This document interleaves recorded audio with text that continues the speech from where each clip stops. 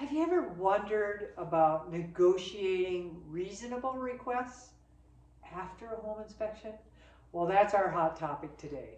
Hi there, I'm Charlotte Volsch, welcoming you back to my channel. And if you're new, a big welcome to you too. Hit that subscribe button so you're notified of the next video coming up. Now, would be a great time to hit the like button and ring the bell. That way, others looking for this useful information will find it more easily.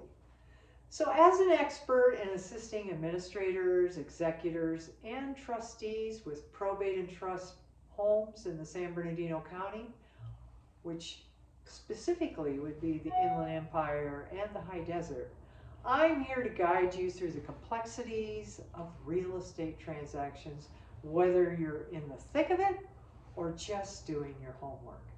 And understanding how to handle repair requests post-inspection is crucial. So when representing a seller, I often reduce the standard 17-day inspection period to 10 days. Why do I do that? It's simple. The sooner we know the buyer's decision, the better. This strategy minimizes market time for the home, and it speeds up the process to move to the next buyer if need be.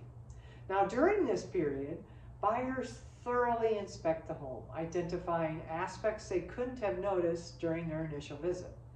Licensed inspectors will examine everything from heating and cooling systems to electrical and roofing issues. And buyers are essentially deciding if their love for the house withstands the inspection findings. So remember, their earlier visits couldn't possibly uncover the finer details of the home's condition.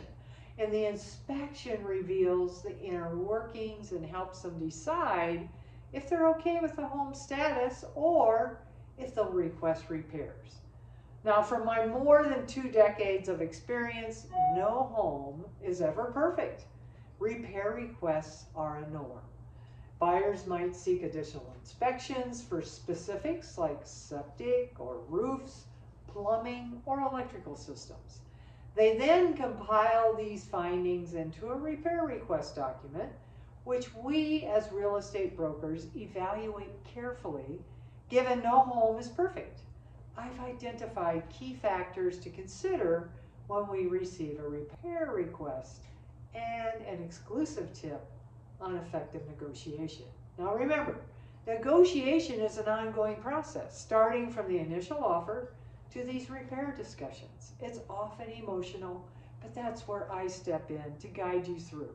Now let's talk numbers. If we're dealing with $400,000 to $600,000 property, a $2,000 to $3,000 repair request might be reasonable, backed by proper inspection reports. The estate's context also plays a role. For instance, $1,000 per beneficiary expense in a $1 million estate sale might be reasonable. On a $500,000 or less estate, maybe not so much. Now consider the home's purchase price and market dynamics. Multiple offers and a higher sales price can offer some leeway for buyer requests. Let's put this into perspective with a real situation.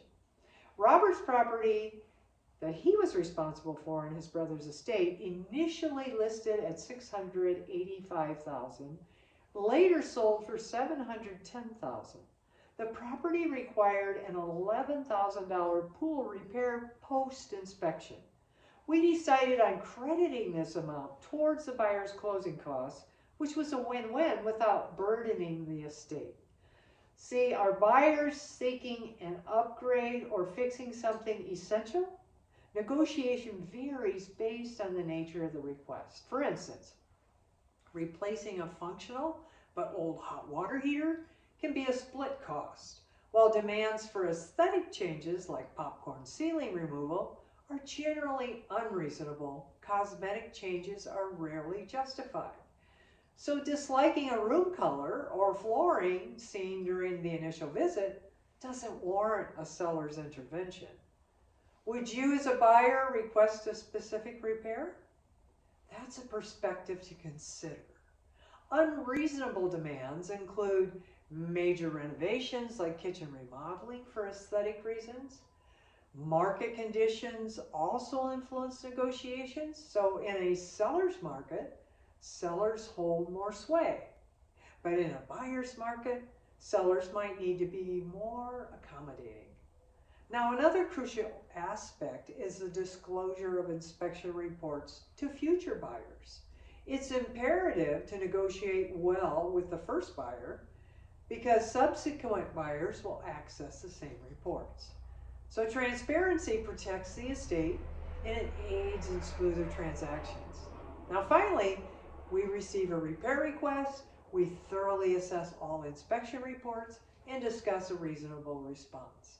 This approach aims to balance buyer satisfaction with protecting the estate's interest. In conclusion, the effective negotiation is key. We aim for a scenario where both you and the buyer feel content. Now, as promised, here's my special negotiating tip.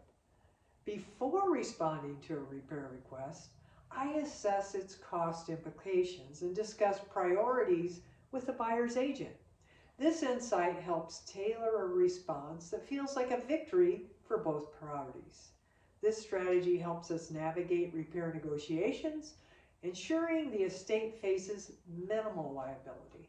I'd love to see your thoughts in the comments below, and don't forget to subscribe and hit the bell for notifications on my weekly content. Always love your engagement. Looking forward to seeing you in the next video.